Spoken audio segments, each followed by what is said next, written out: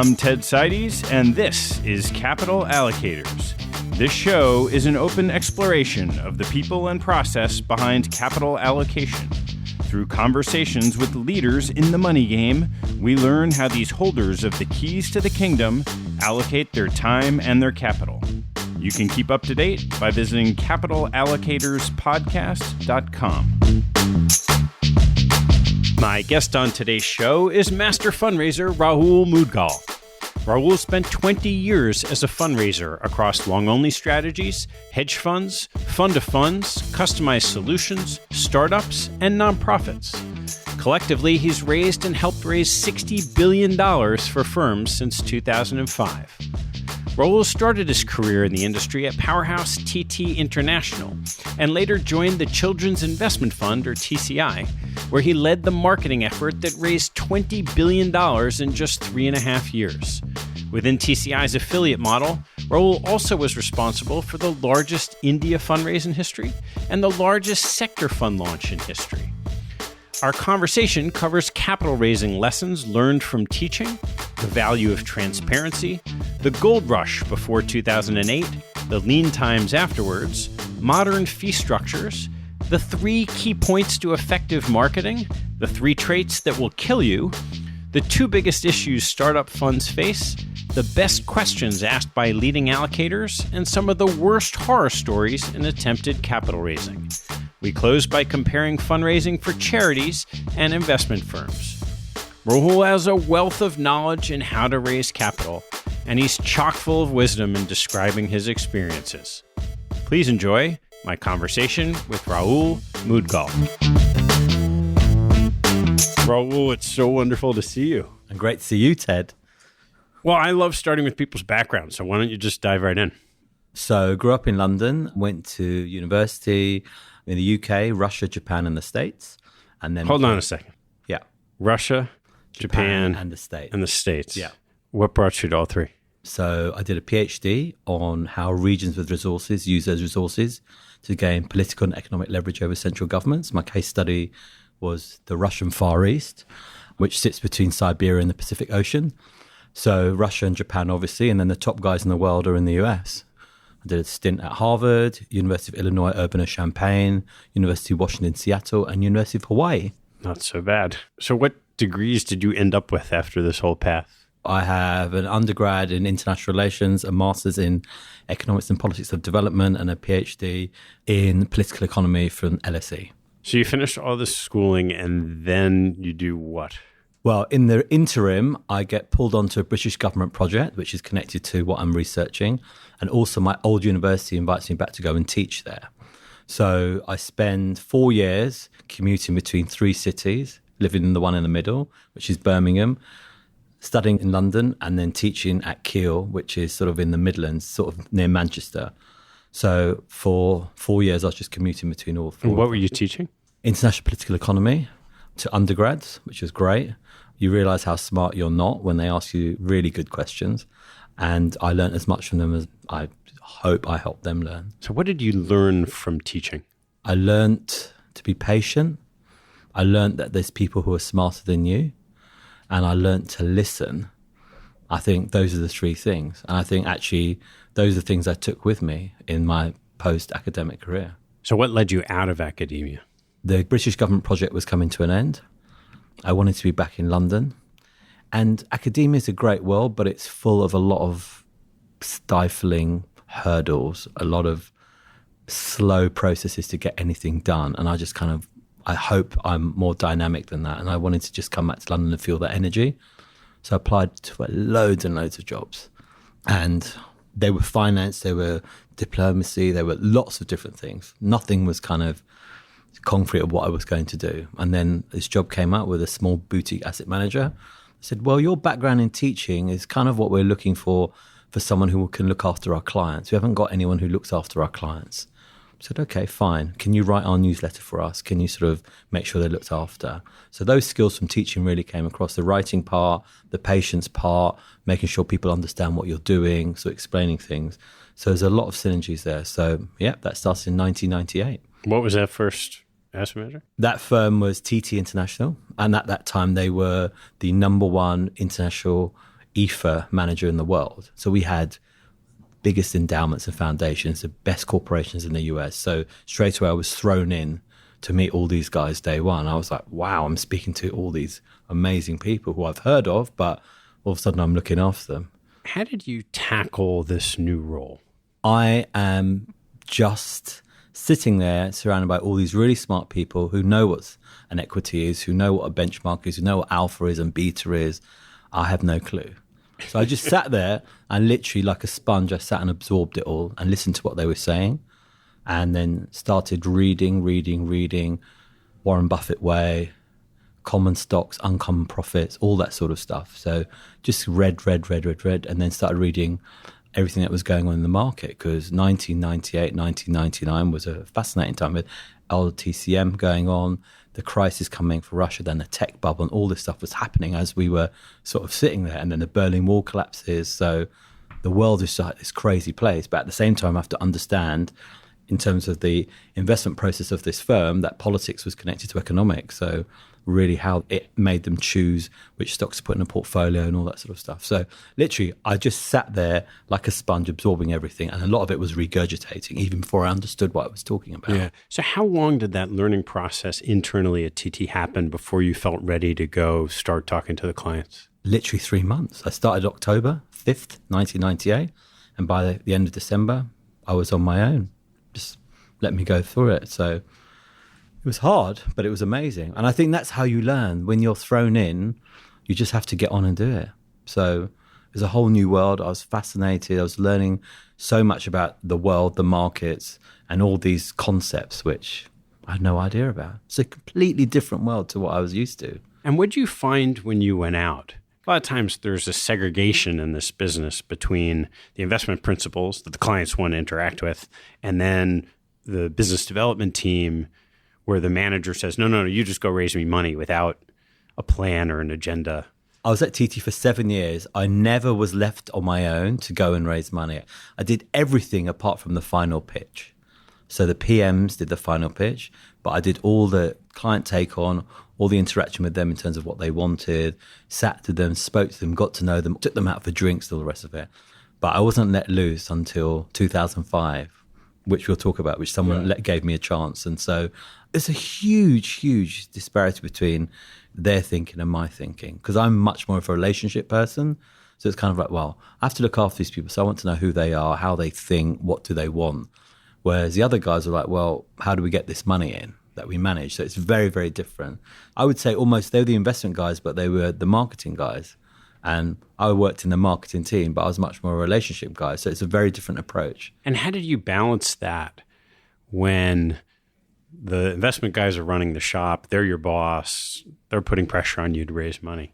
They let me over time take care of things because the clients gave good feedback, and I was just patient and did things slowly and properly. I think they were always in a rush, and that's something that I learned over time, that actually do things slowly. Don't be in a rush, because when you're in a rush, you can say the wrong things can come out the wrong way, and you can put pressure on people where you shouldn't be putting pressure on people. So it was almost about balancing what they were doing versus what I was doing. Yeah. So they would go out, they'll say, right, these guys are coming back, they're coming in, they want this, they want that, blah, blah, blah. So fine, we'll get that done, but let's talk to them while we're doing it. So that kind of slows the process rather than just being so reactive that people feel like, okay, we want to do this, but they're coming back too quickly. We need some space to think about it, because when people are thinking about investing, they need to think about what they're doing, how it correlates to the rest of the portfolio. Is this really what we think it is? And really look at the quality of the returns. And it's a much bigger thing than that. Do we like these people? Can we work with them? Are they going to be transparent? Are they going to let us come to their offices? Are they going to come and see us? So it's a bigger thing than just numbers, right? So when you start breaking down that process, take one client in mind. We'll talk about prospects separately, but how do you figure out what the right cadence of communication is with one particular client? Honestly, it's the age-old question. You put 10 economists on an island, ask them a question, you get 11 different answers. And that's really what it is, because everyone has their own personal needs and requirements as well as institutional pressures. So there's really no right or wrong answer. But I think you reach a standard of what should be done. And I think over these 20 years, I've learned over time that transparency is key. It really is. It's good for your relationship, but also when you have tough times, people understand what's going on because you're transparent. And they can say, well, I understand why this stock's not working or why this concentration's working or not working. And being straight up about it is great. But I think the key to it all, and the person who taught me this really is Seth Alexander, who said, you have to understand my responsibility as a fiduciary. And he's the one who really taught me that out of everyone that I've worked with over the years. And what did that mean in that context? It means it's not just a relationship about you investing in this fund or with this manager. It's understanding that what happens with that manager and that relationship has an impact on his responsibility for an endowment. So it can be not just that investment, but how it correlates to other investments.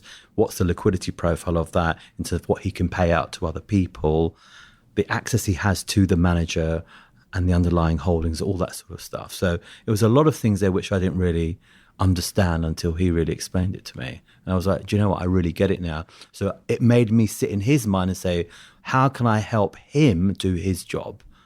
And before that, it wasn't about that. It was like, right, what do I need to do my job? But it's not about that. It's about actually understanding what are the things that investors need to help them do their job. And if you understand that, then you can do your job better and you become more proactive. So over the years, when I do a report, I now include much more than I would have ever included because I know these guys are going to ask me for this and this and this and this, and you just keep adding it. So it reduces their need to keep coming back to you. Can I have this? Can I have this? And you just standardize it and everyone gets that information and they pick out what they want. And you just learn. You learn over time. So the implication then is that there may be a range of things that different people want, but there is a certain body of information that everybody wants or wants some of. Correct. Simple things. You'll laugh. People don't want to tell you what AUM they have under management. Why? The smart investors triangulate that AUM. So they say, right, you tell us your AUM, we'll speak to your administrator, we'll speak to the prime brokers. And I've seen it time and time again where investors have come to me and said, the guy said he's managing X, but he's managing X minus this. It's a lot smaller. So people just lie. What have they got in their portfolio? So I know one investor that said, we had this manager, amazing returns, and we asked them if they used options.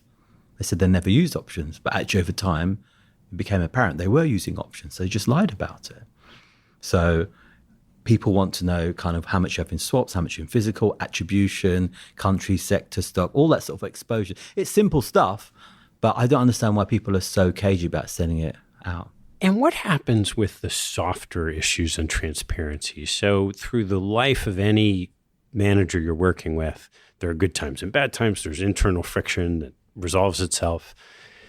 When you're in a moment where, boy, there's some information that's not great, might be it's temporary, might be permanent, how much do you share with a client if you're trying to be transparent? So I've learned post-crisis, just deal with it. Lay it on the table, tell someone what's wrong, and they'll be much more respectful of you as an organization and as a group of people if you're upfront with them. So if something goes wrong on the investment side, just tell them, explain what's happened, why it's happened, and what you're going to learn from it. If someone's leaving, just tell them, because a rumor mill is faster than you can ever be. And the key thing is to take control of the situation. And if you take control of it at the beginning, then you're going to be able to deal with it. And you'll take whatever bad news comes your way. But if you leave it and it starts to fester, having been in that situation a couple of times, everyone's calling you going, I've heard this, I've heard that. And you've lost control. And there's no way you can ever get control. You lose respect. You lose the message that you're trying to portray. And everyone interprets it differently. And they're all speaking to each other before you've got to everyone. So it's so important. And then what happens when you're in an organization where the portfolio managers don't see eye to eye with that concept? Well, unfortunately, I'm not very good at dealing with that. And what's the age-old definition of integrity is doing the right thing when no one else is looking. And to that end, I will always do the right thing. And I've been in situations where I've had to do it because it's the right thing to do. And I've been blasted by the PM. But I've said to them, look, I'm sitting around the table looking at people I've known for 10, 15, 20 years. I'm not going to lie. I'm just going to tell them the truth. And they may not like it. You may not like it. But what I care about is not if that person's invested to us, but in 20 years' time, if they'll pick up the phone to me when I call them. And that's what it's about. And everyone forgets that. Everyone's so focused on execution. This business is about duration, right? And it's not about, oh, I've got money from them now, I'll move on. It's not about that. It's about, can you call them? Can you talk to them about other managers? Can you talk to them about opportunities? And those things, if you do the wrong thing, you're just never going to get that. Yeah. You know? So if I play devil's advocate with you a little bit, someone could look at that conflict and say, well, Rahul, you're just serving yourself for the long term. You're not serving our organization because, yes, you have this opinion that this thing that happened and you should tell people, but that doesn't reflect well on us. And we think it's going to be resolved in a month anyway, so why bother sharing it? And that's fair. But the fact is relationships transcend organizations, okay? So if you have a relationship with an investor, now today I work with investors since 1998. They've worked through 6, 7, 8, 9 different firms. But the fact is they always know what's going on. And any manager I work with knows that I'm always going to be honest. And if they can't handle it, then I'm not going to work with them. Yeah. So that's something straight up at the beginning I will say to people is like, I'll tell people this is great and it's a good idea for you to look at. But also if you do something wrong, I'm always going to tell people. And they're a bit shocked, but I'm like, that's why if I pick up the phone to these people, they listen and they trust me. To me, that's what matters more than anything because managers come and go. But those endowments, foundations, families, they're around forever. So it's a different mindset. So people don't think about that. And I think too many people sit there saying, I'm going to do X, Y, and Z. And all of a sudden, they realize actually when that manager closes down or they leave, whatever, they're sitting in this world where all these people, they've burnt all these relationships. They can't call those people again. Life, it's all relationships, all of this thing. It's not about money. It's about relationships. And everyone forgets that. So let's go back to your career at TT. Yeah. So you're now working with the clients. And what happens over the couple of years while you're there? So I joined TT. It's under $2 billion of AUM. And in the space of 18 months, it grows to $8.5 billion. In 18 months? In 18 months. We're just winning business from everyone. The performance is insane. We have closed in the interim at $3 billion. But as soon as we open, the queue's waiting. And it's just insane. Anyone we want, we're getting money from them. And then this firm decides to become everything to everyone. And we launch an Asia fund, an event-driven fund, everything you can think of, we do that. But as you do that, the organization grows, it becomes more institutionalized, it becomes more processes, more bureaucracy, and a glass ceiling comes over. And I'm like, okay, I can stay here forever and enjoy it, and it's great, but I'm not going to learn, and I want to learn. And I take a sidestep and go and join a private Swiss bank. It's the worst decision of my career. What year was that? 2004. I resign after 6 months. So what happened? It's everything that I hated. It's nepotistic. It's bureaucratic. It's not focused on the client. It's focused on the organization. It's just not what I'm about. And the role wasn't what I was told it was either. Neither was a comp. So I was just like, I'm done. And in the meantime, I get a call from a headhunter who'd called me actually a year before I'd taken this job and said, there's a role out there. These guys want to meet you. And I'm like, well, who is it? And he, to this day, he's a dear friend. To this day, I still respect him for it. He wouldn't tell me who it was for. I said, okay. And then he said, well, I'll send you the job description. I look at it and I said, it's my dream job. What did the description say? It basically said you will lead the business development and investor relations for a prominent hedge fund that's going to build out a platform.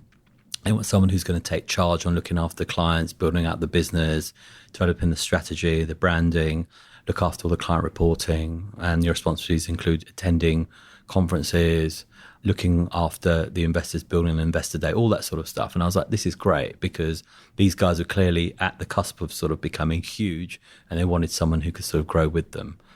So I went for an interview, I met the COO and we laughed for an hour. And then the principal came in and we sat there for 2 hours. And at the end, he said, give me 20 references that I can call. And I played hardball and said, you give me someone, I'll tell you if I know them. We came up with 20. And then he called me the next day and said, I really want you to come in and speak to us some more. And yeah, so since 2005, basically been now at the helm of raising the money and looking after clients rather than just looking after clients. Yeah. And that portfolio manager was? Chris Hahn. Chris Hahn from TCI. TCI, yeah. So now you're getting ready to launch TCI. And you're tasked with raising money. What was that like, changing from just trying to serve the clients to bringing dollars in the door? It was literally the best feeling ever, but also the most scary. So imagine in front of you, you've got a mountain and you're really excited that you can see the top of it and you can go to it. But the thought of you actually climbing and the actual physical work involved in carrying your backpack and the oxygen and all the rest of it, it's invigorating, but it's also excruciating at the same time. So Chris had launched, we had another manager on the platform, and they were just about to launch another one and then go from there. So I literally, my first day, we go to an investment committee meeting for one of the biggest endowments that was invested with us. And Chris said, right, we're going to this meeting, come in. And this endowment, I knew them from TT. And I went in, the CEO said, Rahul, great, we're going to be working with you again. And just sat there. Chris went through the story, talked about the returns, did everything. And at the end, pushed the presentation book to me and said, it's all yours now. I literally broke a sweat because at that time, that platform had about $6 billion on it. And I didn't know what was going to happen after that. What happened after that was like nothing I've ever experienced in my life. I felt like I was king of the world because everyone in the world was calling us. We just couldn't even process the amount of inquiries we were getting. And we built, 5 years on, we built a platform of $30 billion with 5 managers on. Yeah. And it was incredible. I traveled all over the world. We had 1,200 investors at our peak, all the good, the bad, the famous, the infamous, endowments, foundations, corporations, family offices. It was incredible. It was the dream. It really was the dream. So let's walk through some of the challenges. On the one hand, Chris and TCI has just extraordinary track record of investing, which maybe it makes it easier. On the other, there are people who have said, well, he's not such a warm, fuzzy type of person. What value add do you play when the portfolio manager is perceived as just a savant who prints money for clients and everybody wants their way in the door? There is actually a process there of getting people on board. So there's a lot of admin to do. First and foremost, you have to go back and understand who your investors are, okay? How they think. Everything was there, but it had grown so quickly. For example, there was no link between the underlying registered shareholders and the clients, okay? So you had client A, but they had XYZ Holding Inc. So I had to spend a lot of time matching all those out to know who had how much money with us. In some cases, it was obvious. That's the first thing. Second thing is actually processing and facilitating the meetings with Chris and the clients was a big thing, as well as all the other managers on the platform. Third thing is investors need to go through due diligence process, even though in those days we were less willing to help as we are today about giving investors what they needed. But people also spent a lot of time trying to understand what was behind these numbers, how are these numbers being generated. I think the big question actually, the thing we had the biggest pushback on is Chris had a foundation. And a lot of people said, hey, I'm a foundation or I'm endowment. Well, I don't really want to give money to a manager who's funding another foundation or endowment. Or Chris is activist on all these names and it's headline risk for us. Help me understand how I get around that. So there were a lot of things to sort of think about there. It wasn't as easy. It was a lot of work. And I can tell you it was a lot of work because I worked all the time. So it wasn't just Chris, me picking up the phone going, hey, you're giving us money and that was it. I wish it was, but it wasn't like that. It was certainly easier than it is today, but also had to manage Chris, take him to meet clients. And there were times where we had to travel together, do things. Then we used to have this huge investor day in New York every year where 500 people would come. That took months of planning, months and months and months, to coordinate all these meetings and stuff. So it was a lot of stuff and a lot of queries back and forth, back and forth. It was streamlining the reporting, setting up a CRM system. Then we, as the business grew, became part of a management committee, which managed day-to-day issues at the organization. We had 5 different managers on the platform. So at any one time, one of them was closed, another one wasn't. One was having a good time, one wasn't. So there was just always things to do. It just never stopped. Let's start with TCI, and then we can talk about some of the affiliates. Clients wanted to invest. And you've talked a lot about the importance of understanding your clients, understanding their needs. But to do that, as someone in the business development role, you need their time. And so how much of your ability to do that was predicated on being around funds, TT and then TCI, that people wanted to invest in? It's huge. So being with firms that people want to invest with obviously is a great thing. And it becomes about being a traffic cop and managing that traffic, right? Directing it the right way, telling it when to come in and when not to come in, which road to take and all the rest of it. There's other times where you have to go out and raise. And sometimes you won't believe me, but there's situations that come up and you're like, wow, this is really throwing me in. I'll give you a great example. I'm going to Asia. Chris calls me. I land in Hong Kong, calls me on a Thursday night and says, I need 800 million by Monday. Okay, fine. So I go to sleep, I wake up Friday morning, I sit on the phone and raise 800 million bucks, call him, tell him, suddenly 800 million is coming on Monday because who's going to make a big investment in Visa? So there's situations like that come up and you're like, wow, this is not just about dealing with the traffic. It's actually going out and saying, right, actually we need to really, really lay down here who's going to give us money, how we're going to structure that money. Is it going to be 3-year or 5-year? And who do we want to take it from? Because you're always conscious then of how much money people already have with you. Do you grow that or do you take new investors in? There's lots of things to think about. Yeah. So I had a few occasions where I had to do that and it was great because in those days you could do that. I think today you can do it, but you have to be the right manager who thinks about things at the right time and is capital disciplined and thoughtful. Yeah, it's definitely different. So let's move it from, okay, the star manager that everybody wants to get in. Yes, there's a lot of work, but at that point in time, you actually had the interest and the ability to call people and raise $800 million over a weekend. How about the affiliates? So now you have new funds. There's some implicit endorsement of Chris and TCI. What was the experience like? And you can either take them one by one, or why don't we start with the one that was the least appetizing on the surface to investors? There were 4 affiliates. One of them still exists, Parvis, who I work with today, who are great. There was an India fund, TCI New Horizon. There was a financials fund, Algebris, which is huge today. And then there was a ex-Fidelity guy called KDA Capital. So KDA was probably the hardest one to do. But I think part of that is because we'd just done an India fund and 3 months later we were doing another fund. So I think the volume of kind of reach out was a lot, and Parvis wasn't that old already and it was already European based. So that was probably the toughest one. It probably took us 18 months to get to $1 billion, which people probably today think, well, that's not bad at all. But in those days, it was a long time versus an Algebris, which launched day one with 1.1 billion of demand. It's the largest sector fund launch in history. And we started with 675 day one, then took it over time. So it was just a crazy time. And yeah. And these launches were all what years? So TCI launched January 2004. Parvis launched October 2004. TCI New Horizons October 2005. KDA launched December 2005. And Algebris October 2006. Yeah, so it was all pre-crisis. All pre-crisis. All pre-crisis. Absolutely. Absolutely. So we didn't know any other world. I had people who would call me up and say, we've already approved an investment in you, and they hadn't even met us. I'm like, that's crazy. But you would have investment vehicles structured in such a way through swaps, through banknotes, through derivatives, all sorts of crazy things that people were doing to just get money into a manager. You know, there were a couple of family offices I dealt with who I found out subsequently after the crisis that they had portfolios that were levered 4 or 6 times. So if you're down 50%, you go to zero, you lose everything. So one family I worked with, they had $6 billion. They went to $1 billion in wealth. It's still a lot of money, but people were doing crazy things, absolutely crazy things. So I think reality set in, it was horrible and it was tough, but you learnt about who you were and what you believed in and what your morals and your ethics were, and really fundamentally going forward how you were going to do this job. The principles that you thought you knew and that guided you prior to that were not really the ones that were going to guide you afterwards. Everything changed. And as horrible as it was, I still got bullet holes in me from then.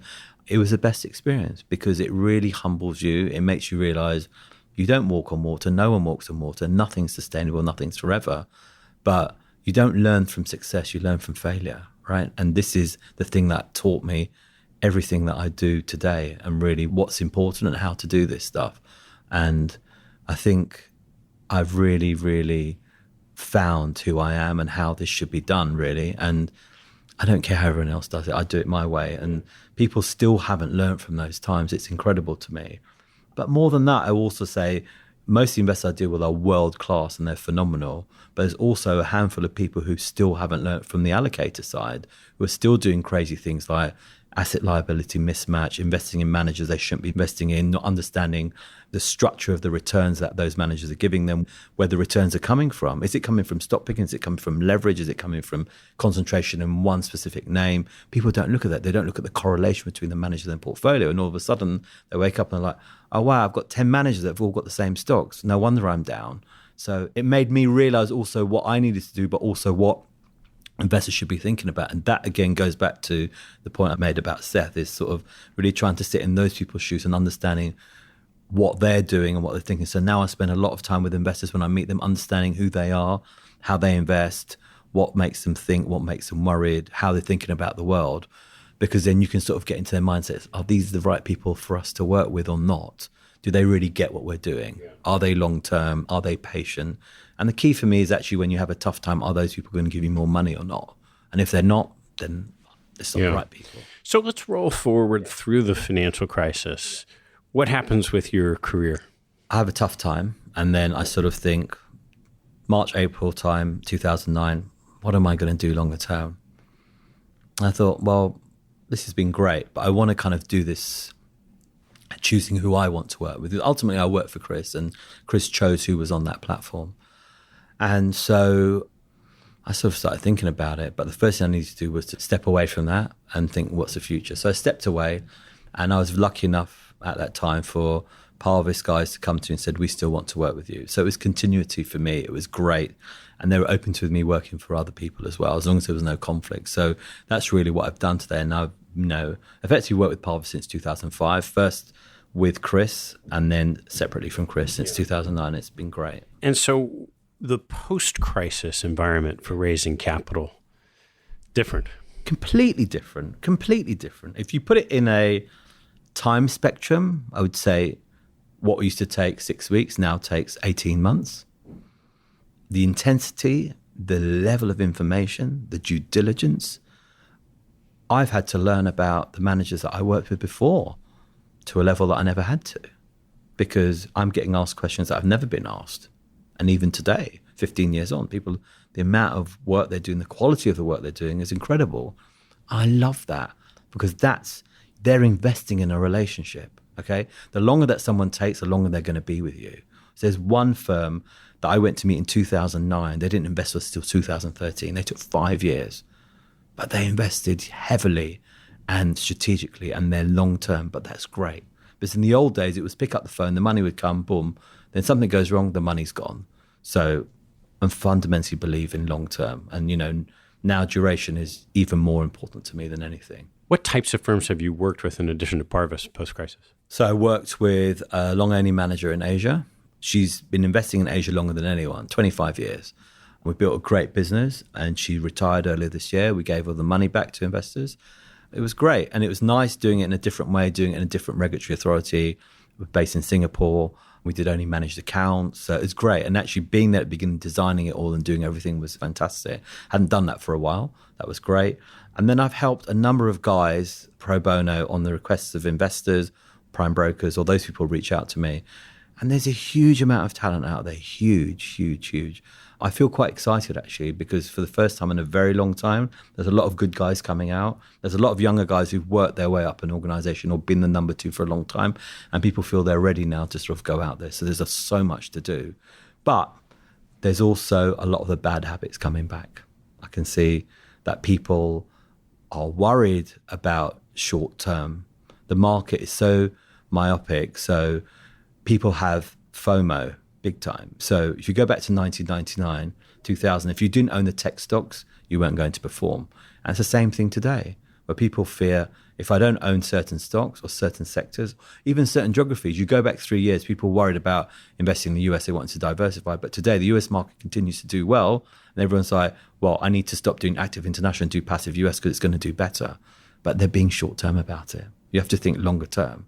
And if you put your eggs in one basket, that basket's going to break.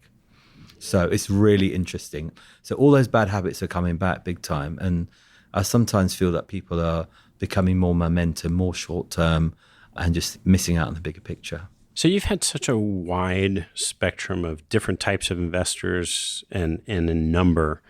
What are you hearing when, say, there's some younger up-and-coming talent you want to invest with? And depending on the box, it might be a higher fee box. And there's this big question of the value of active management and the price of active management. What are you hearing? I've had less discussions about fees than other people have, because I think, let's take a step back. I think in the old days, everyone talked about strategy, okay? And I think people focused on the wrong thing. It was never about strategy. Certainly today, it's not about strategy. It's about structure. And when we talk about fees, people don't mind paying fees as long as they're structured the right way, okay? So the old 2 and 20 charging every year, forget it. That game's over. But if you charge 220, but you pay those incentive fees over 3 years or over a hurdle or over a benchmark, that's fine. And if you deliver the returns, that's great. Now, there's people who are coming out with all sorts of different ideas, management fees going down as assets grow, which is great. And I think that's good. But the key thing we've got to remember is that if you pay peanuts, you get monkeys. And I think it's really important that people are incentivized to work hard, to deliver good performance, to do good work for you. And if the money's not there, they're not going to do that. They're going to find shortcuts.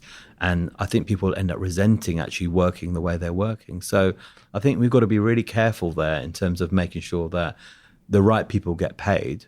And I'm sure if people deliver performance, they'll get paid. You make your money from incentive fees anyway, not from management fees. Management fees are just, they don't mean anything. But I think people are really good at being thoughtful about where those management firm doesn't need $200 million of management fees. What are they doing with that money? Okay. So it's absolutely correct to make sure that people don't continue to charge the fees in that way. But incentive fees are charged differently now. So in the old days, a long biased manager would charge from zero. But today they either charge over a long-term time horizon or over a hurdle or over a benchmark. And it's the right way to do it because ultimately we're here to make money. But the interesting thing, I think, is now you're seeing this huge conflux of the merging of long, short, long only, private equity. And the number of the people I speak today, equity is equity. They just have a bucket for it. Because in the old days, the differentiation between them was duration and fees and structure. And today they're saying, well, actually, I'm quite willing to do long only that's more illiquid if it delivers performance, or hedge funds that have a hurdle. And so the whole world's changing. Everyone's thinking about these things. There's a lot of people, for the first time I see in a long time, that's saying, I don't know what to do. I don't know how to think about things. Where do I go from here? What's going to happen to the world? So they're being much more thoughtful in different ways. So when you get a call from an institution or friend that said, hey, there's this new fund, can you talk to them? What advice do you give a new fund manager? So let's say it's not someone who's likely to launch with $1 billion plus. So I had such a call earlier this year from someone I really respect who emailed me and said, hey, I just met this guy. I can't tell if he's brilliant or naive. Can you meet him for me? I said, fine. At the same time, I got introduced to the guy by 2 prime brokers. I said, can you meet this guy? I met the guy. I put 45 minutes in my diary. I spent 2.5 hours with him. And I think he's naive and brilliant, but he just, the passion he spoke with, he'd been thoughtful in every way about his structure, about his fees, how he's going to build a team out and everything. I spent 2.5 hours with him, and then I've just helped him raise. He only took 300, but he raised $1.2 billion. Who's the manager? It's called Black Sheep, Alex Fortune, based in Ireland, comes out of Ennismore, doing small and mid-cap Europe. And we sat there for 3 hours just a few weeks ago, deciding which investors he should take and which investors he shouldn't. And that's a great situation to be in. And I've said to him, there are 2 types of investors. There's asset owners and asset allocators. And you always want to work with asset owners because you're speaking to the people whose money it is, who have final say. The asset allocators, it's not their money. They're investing it for someone else. So they're vulnerable to what that end investor's thinking. And then you're the third leg in that cog. And so you always have to wonder what they're thinking and then what the people behind them are thinking. You never really get to the end investor. We sat down, we went through this and thought about him. I got him his COO. And I was tough on him in terms of how he was thinking about stuff. Said, you're not thinking about this the right way. You need to do this, you need to do that. And it's been great. And we got some of the great ENFs invested in there. And he's going to be a rock star. Really feel good. So my advice, I say 3 things when they look at a presentation and say, really distinguish about how you're different. Because people always think they're different, and they're not different. The second thing is talk about the mistakes you've made and the lessons you've learned, because that has had an impact on how you think about investing. And the third thing is have a business plan, because when investors invest, they're not just investing in a fund, they're investing in you and your business, and they want to understand what your vision is, right? You know this from Protégé, the stuff that you did, you're always looking about people's businesses. It wasn't just about the manager. What's their vision? What do they want to build? And then I say to people, the 3 things that will kill you are ego, speed, and leverage, right? And always remember that, okay? Don't have any ego, because as much as you can feel like you're taking over the world, it goes in a second. Why are you in a rush? You're early 30s, early 40s. You want to do this for 20, 30 years. So just wait for the right clients, build it the right way, do it slowly. and you'll be fine. And leverage, it's fine to use leverage, but understand what that means. Okay, what are the impacts on that? Whether it's leverage in the companies or leverage at the portfolio level.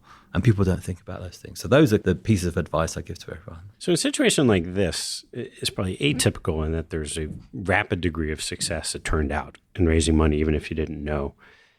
How do you advise people that are struggling with the tension of making a business work economically versus trying to play the long game?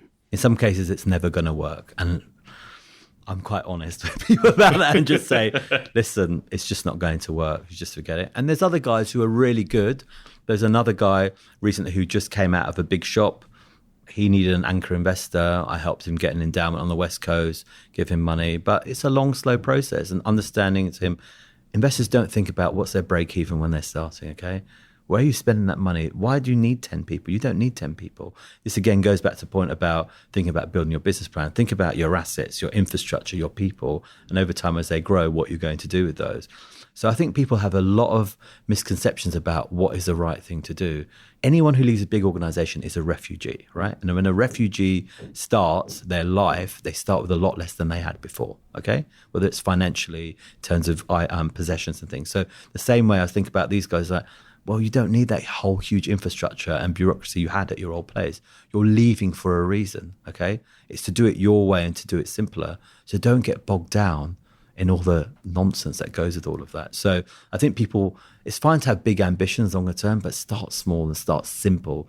The biggest issues, I think, the two biggest issues for startups is they overcomplicate everything and they don't take enough risk, right?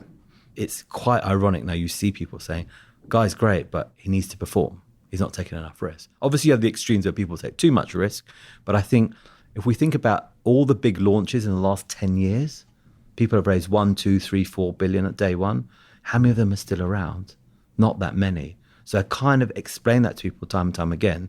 Just go slow. Think about these guys who launched. They don't even exist anymore. There's no rush. Take your time. Do it properly with the right people. That's the only advice I can give. You need to have a passion for doing this, and it's about investing. And if I see people and they don't have that passion, then what's the point? Just, there's a couple of guys I met recently. They're smart, but they don't have that passion. They're too focused on what investors think and trying to say the right thing to those people, trying to say to them what they want to hear. It's the wrong way to think about it, right? So how about somebody in your shoes where you've had some great success that allows you to be patient, to meet with people, maybe you're going to help them. At what point in time do you start navigating, okay, I want to get compensated for this? Or I'm just taking lots of meetings and I'm happy to share my wisdom because I'm a teacher and that's what you are. Well, the regulations stop me from getting compensated. But I think, look, the thing that everyone forgets about is if people are successful, it's good for our industry, okay? I think everyone believes that, but so many people are so focused on themselves and it's about the greater good, right? So when I see bad news about hedge funds or investments in the newspaper, I think it's a good thing. Why do I think it's a good thing? Because the people who really understand it won't run away from it. But the people who don't, they run away from it. And the kinds of headlines that you see, people are scared about volatility, they're scared about lockups, they're not doing concentrated managers, they're not doing this, not doing that. If you really dig into the headlines about who's saying that, it's not the great and the good investors. It's not the asset owners, okay? It's the asset allocators because they're trying to protect themselves. And so I think I really, really am conscious when people run away from this stuff. It's actually quite often the best time to invest. I was just with one of the family offices that I work with in New York, and he was telling me they have money with a manager they've been with since the beginning. For 15 years, he'd annualized 15%. But he said his investors have only received 9% annualized return. I said, well, how's that? He said, because people give him money at the wrong time and they take it at the wrong time. And I think that's the thing that people forget about this. This is a long game. It's a duration game. If you're not willing to think long term, just don't do it. From the perspective of all the meetings you've had, everyone wants to know, what do the smart people ask, the better investors? What are some of the best questions you've heard asked of managers from the investors, the asset owners that you respect the most? There are so many. I think there's two ways to look at it. It's the questions and it's the process of the questions. So I think some of the best questions have been about someone's personal life and background, what's made them the way they are, what's motivated them, what gives them the mindset that they have. And I think people don't understand that. They spend too much time focusing on the results rather than the process that's made someone become the way they are and how they've thought. The second thing is actually spending time with the individual team members and saying, especially for a day one startup, okay, this guy's going to run the firm. Do you trust him? Do you know that he's going to pay you the right way? Do you really feel he has the ability to take risk? Do you feel he's going to listen to you? And people often don't do that stuff. Third thing is really, really spending time on the business side of things. And people quite often don't spend time on that. Investments can blow up, but if the firm gets things wrong in terms of operations, you're dead. And people don't spend the time doing that stuff.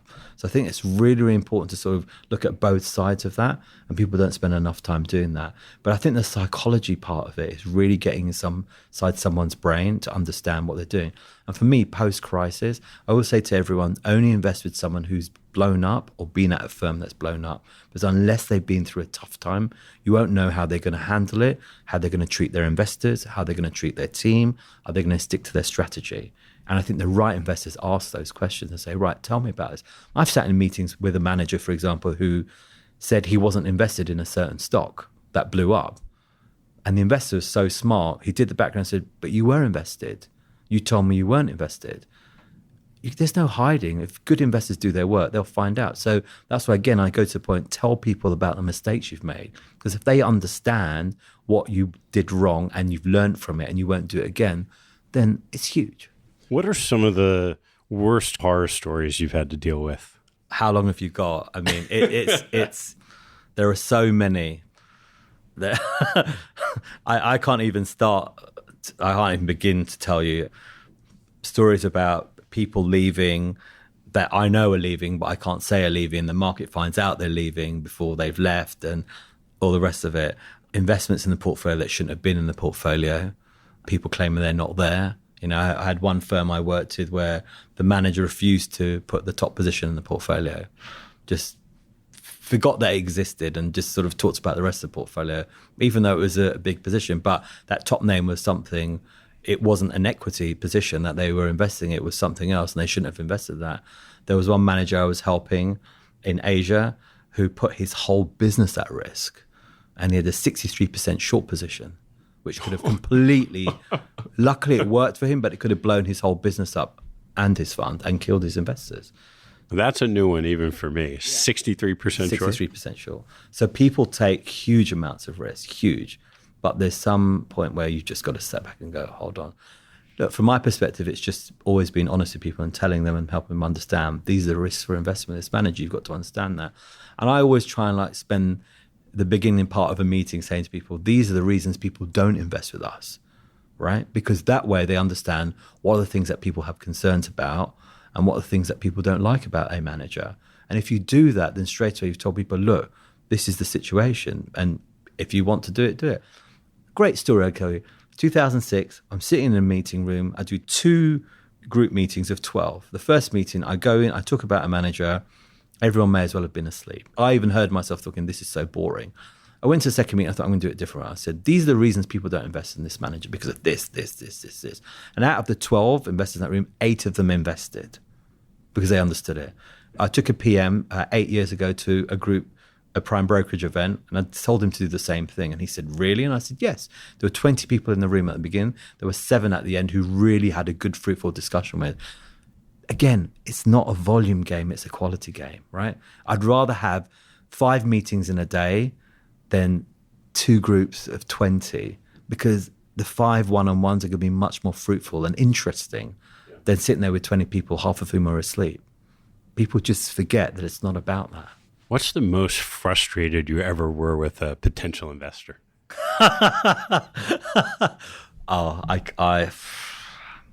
You sit there and you can hear from my voice the frustration in it. You've done everything you can to that investor. And you even said, it doesn't matter if you don't invest, just please tell me if you don't invest, why you're not going to invest, or let's stay in touch. And they just disappear off the face of the earth and they don't return. And it's fine. But I've learned now, I'm old enough and ugly enough to deal with that, and it's fine. The biggest frustration is this is all about relationships. This whole industry is about relationships. And people still forget that. They think it's manager specific, but it's not manager specific. It's relationships. And people just walk away in a heartbeat without thinking about things. And everyone's invested time in that process. So it doesn't make sense to just walk away and leave it because they've invested as much as I've invested in it. It's fine if it ends up in nothing, but don't just walk away and say, hey, we invested all that time and nothing happens. It's fine. But think about that. I wish there were rules around that, but there are no rules around that. And it's fine. And again, for me, having learned from that frustration, there's one endowment I've known since I started in 1998. And I knew the CIO, we had great dialogue, we talked about lots of ideas. And just coincidentally, we were speaking about her portfolio. She wanted 2 types of managers. And I gave her 2 managers. She invested in both, $300 in one go. And she said, Rahul, it's taken 15 years, but we got there. And I said, it didn't matter ever. What mattered to me is that I could call you and you could call me and say, I'm looking for this. And do you know anyone? And that for me is when I put reality on that frustration, say, do you know what? It's fine, because sometimes it takes that long. I'm going to turn to some lessons from another side of fundraising that you've done. We have gone back and forth over the years writing some small checks to each other for various charities. And I know you've been involved in a lot.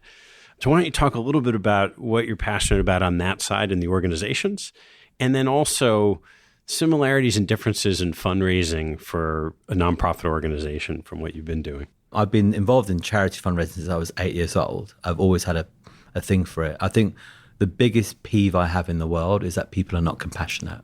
Okay. I think it's such a huge thing that us as a society forget about. We're all about us and about now, and that's just not the way the world works, right? I think my parents brought me up to be compassionate, and I think that's one of the greatest things they gave me.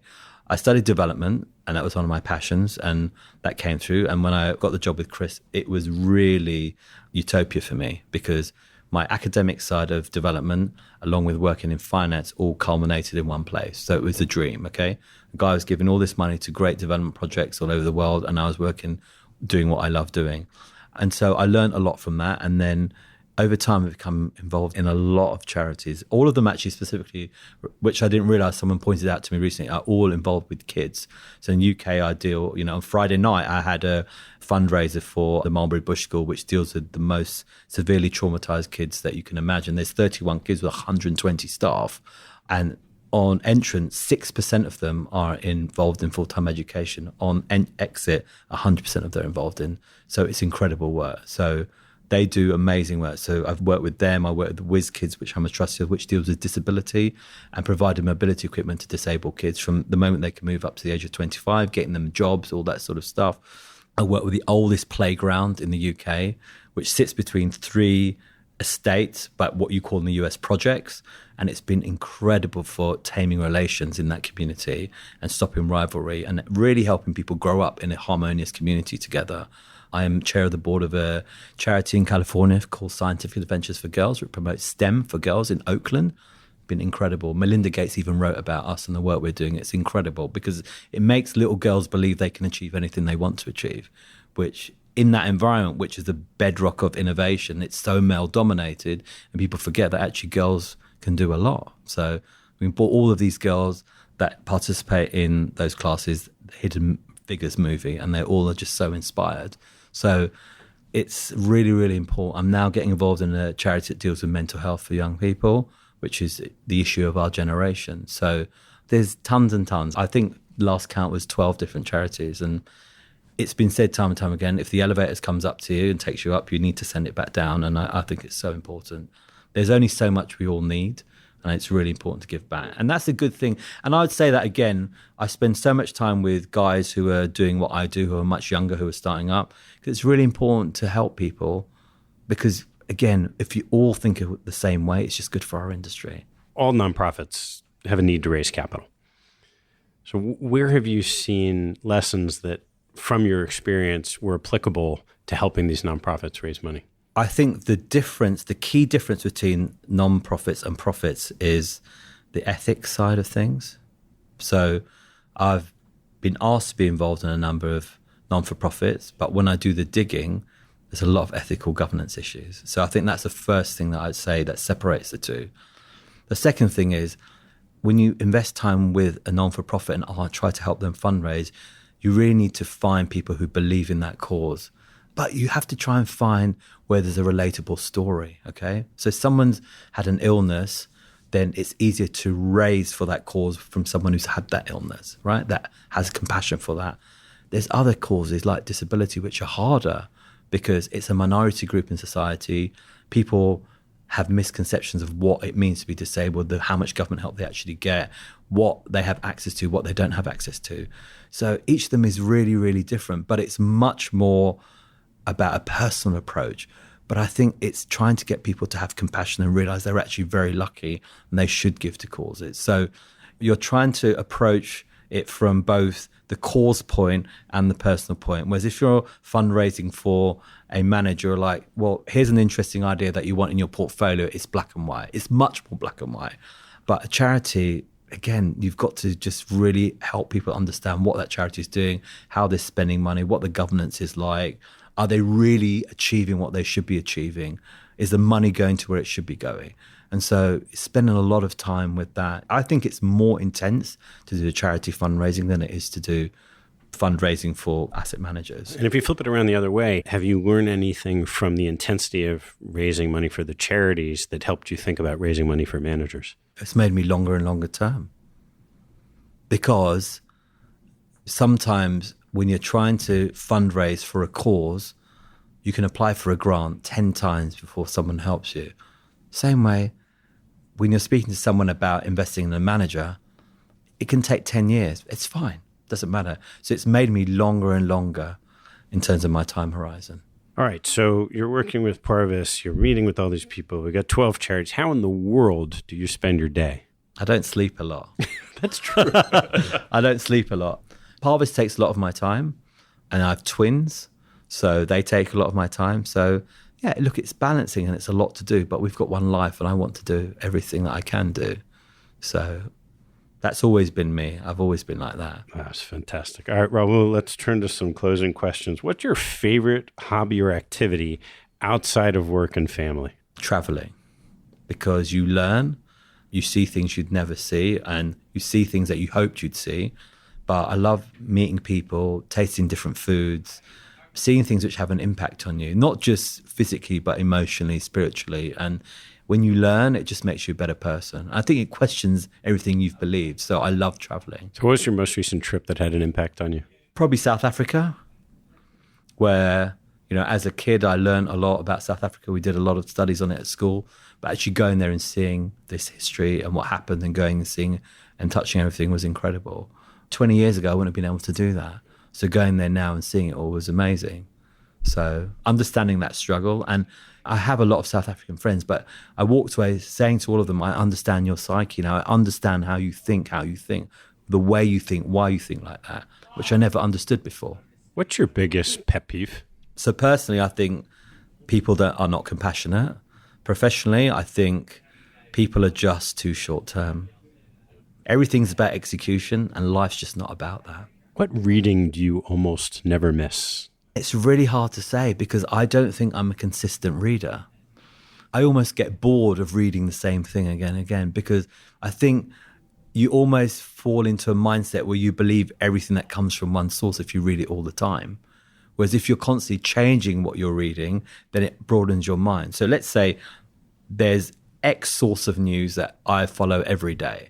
You get into a mindset where you're always going to believe that. But if I'm following channel A one day, channel B another day, channel C another day, then I'm getting different perspectives on things. The same way if I read magazine A, then magazine D, then magazine C, it sort of changes.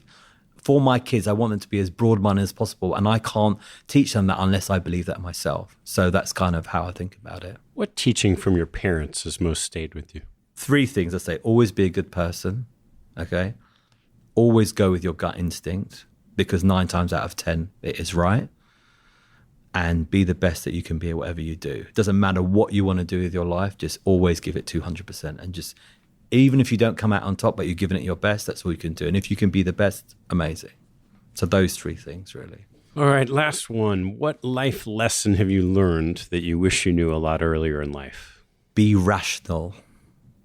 I think I spent a lot of time early in my life being emotional about things. And when you're emotional, you focus on execution.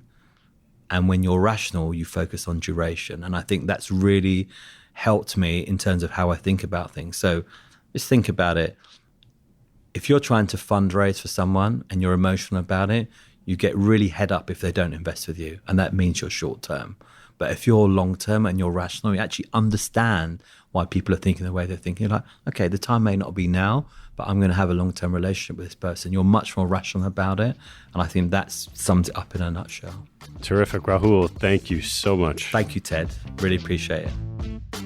Thanks for listening to this episode. I hope you found a nugget or two to take away and apply in your investing and your life. If you'd like what you heard, please tell a friend and maybe even write a review on iTunes. You'll help others discover the show, and I thank you for it. Have a good one, and see you next time.